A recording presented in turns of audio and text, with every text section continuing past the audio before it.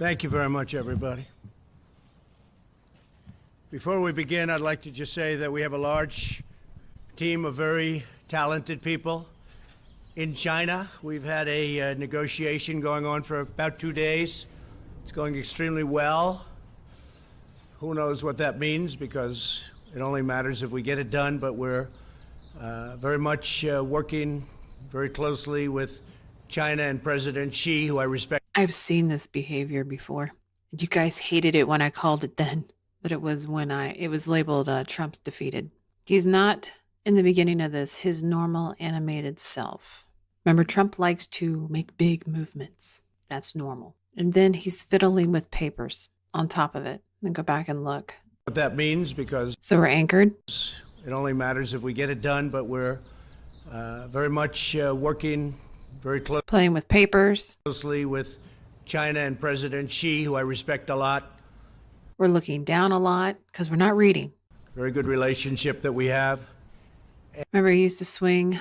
He's doing it, but he's doing it much smaller. Those little twists that he does. And comparatively speaking to other times of Trump's speaking, those are huge swings. And here we see them much, much smaller. He's barely moving. And we're a lot closer than we ever were in this country with having a real trade deal.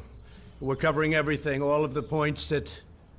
So we see this kind of movement, and it's not that I'm turning this way because I want to declaration. It's strong, it's purposeful, but we see that it's slight and it's a little bit of a hesitant. That's the difference. And there's no confidence in there. And we're still fiddling with papers. People have been talking about for years that said couldn't be done, whether it was theft or anything. The unfairness. We've been losing, on average, $375 billion a year with China. A lot of people think it's $506 billion. Some people think it's much more than that. We're going to be leveling the playing field. The tariffs are hurting China very bad. And his speech is off as well. Remember, he would just bark at you facts. That's off. We're hearing a lot of the song. And he's fiddling with papers. Badly, they don't want them, and frankly, if we can make the deal, it'd be my honor to remove them. But otherwise, we're having many billions of dollars pouring into our treasury. We've never had that before with China. It's been very much of a one-way street. So that's happening, and the relationship with China is very good. But I think they finally respect our country. They haven't respected. I think they finally respect our country. He doesn't even draw in his normal lip movement. Normally he'll sit there, especially when he says something that he's pretty confident on. He shows his teeth. Arrgh. And this time when he says it, it literally just goes to a frown and then continues on. The energy is not there. The confidence is not there. We don't know why. Maybe it's the fight that's coming up that we know that's going to come up with this emergency declaration. Maybe there's something else troubling him. We don't know because nobody ever asked. We'll watch this a little bit further so you can see what I mean. Respected us for a long time. That tone of voice right there. That's what we're missing. And we got it once. Not for a long time. And then we look down. We look down. We don't even give real good eye contact to follow it up. The UK and the US, as you probably have been seeing. Okay, now this is legitimate looking down. These are his notes. So when you're looking down for no reason and you're not reading from it or looking for cues, that's avoidance. Here we see him actually looking down and reading from something and getting cues. That is legitimate looking down. And hearing, we're agreeing to go forward and preserve our trade agreement. You know, all of the. And again, you see that roll of the shoulders. Not much confidence in them. Not that big, solid movement. That small, hesitant movement. The situation with respect to Brexit and the complexity and the problems, but we have a very good trading relationship with UK, and that's just been strengthened further. So with the UK, we're continuing our trade, and we are going to actually be increasing it very substantially as time goes by. We expect that the UK will be very, very substantially increased as it relates to trade with the United States. The relationship there also is very good. We have a lot of. The other thing I'm hearing, especially that song, it's just not there. Good God. It's like the next point is always a stress. He's not being deceptive. So the song is not deception in this. It's just the stress and the brain stutter. Something else is on the mind. We're going to skip through because I think I've made the case about something has changed to where he starts talking about the emergency declaration. Great announcements having to do with Syria and our success with the eradication of the caliphate. And that'll be announced over the next 24 hours. And many other things. A lot of positive things are going on. We're working on a summit, and you know all about the summit. It'll be in Vietnam, Hanoi, and we'll be meeting in Hanoi. I think a lot of you will be going, I suspect. And I hope we have the same good luck as we had in the first summit. A lot was done in the first summit. No more rockets going up, no more missiles going up. No more testing of nuclear. Get back our remains, the remains of our great heroes from the Korean War. And we got back our hostages. But we hope we're going to be very much equally as successful. I'm in no rush for speed. We just don't want testing. The sanctions, as you know, remain.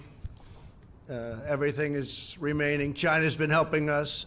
Well, I was going to skip through, but this is just even more to it. It's literally rambling. He's literally just rambling. Well, why do you ramble? You ramble to get someone on your side if you don't think that they're with you yet. You ramble for time. That's rambling. Some people ramble because they're uncomfortable, as might be the case here. All right, now we really are going to skip through. We're rebuilding the military. Our economy is thriving like never before. You look at other economies. They're doing terribly, and we're doing phenomenally. The market is up tremendously today. Not that that's anything, but, you know, because I'll go back in and they'll say, oh, the market just went down. But the market is getting close to the new highs that we created. We have all the records. We have every record, but we're getting... And again, we're rambling, and there's no confidence there. And he's claiming this stupid market again. The one propped up by the Federal Reserve with QE. Close to that point again where we'll create new records. So our country is doing very well economically, and we've done a lot. But one of the things... And again, just no confidence, avoidance of eye contact, looking down at paper, not reading. Yeah, this is not the same Trump. I don't know what is going down now. But the last time he did this, we ended up bombing Syria, and that was not welcomed. Now, I have looked at the bill, not all of it, just kind of like the highlights of the areas that people are saying are the big issues. It's dictating where the monies that are allocated in that bill go. So him declaring a national emergency, those monies would not abide by the same rules unless there's something else in there that, because I have not read the entire thing, that we just don't know about. They go through areas where you have no wall. Everybody knows that. Nancy knows it. Chuck knows it. They all know it. It's all a big lie. It's a big con game. You don't have to be... Then we heard that little, you don't have to be, it's like well, I don't like calling it a stutter because it's like the wind coming out is the stutter, not actually the body stutter. It's like a big con game. That's alarming. It's a big con game. And if you don't know what the con is, you're probably going to get trapped by it. And that's the sad thing about a con game. For those of you who do not know the complexities of a con game, you will think that there are only 3 choices to go if you even think in the sense of a con game. And there's always that 4th door. What's door number 4? Very smart to know. You put up a barrier, the people come in, and that's it. They can't do anything unless they walk left or right, and they find an area where there's no barrier, and they come into the United States. Welcome. We've detained more people. Our border agents are doing such incredible work. Our military has been incredible. We put up barbed wire on top of certain old walls that were there. We fixed the wall and we loaded up with barbed wire. It's very successful. But our military has been fantastic, and I want to thank them. And it's very necessary. We've broken up 2 caravans that are on their way. They just are breaking. They're in the process of breaking up.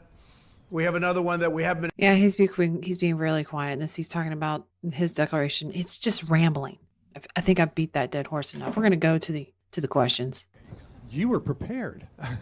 Mr. President, a lot of the money... Were you saying I was prepared? What, with the microphone and Oh, prepared I thought for you questions? meant I was prepared. I couldn't believe you said that. People don't like saying that. You were prepared for questions. I am prepared. I'm always prepared. A lot of the money that goes to count toward your $8 billion is money that's being reprogrammed in the DOD budget. How can you guarantee to military families and to our men and women of the military that none of the money that would be reprogrammed to a wall will take away from other technology, other renovations, construction that is desperately needed in our military? So, John, we had certain funds that are being used at the discretion of generals, at the discretion of the military. Some of them haven't been allocated yet, and some of the generals think that this is more important.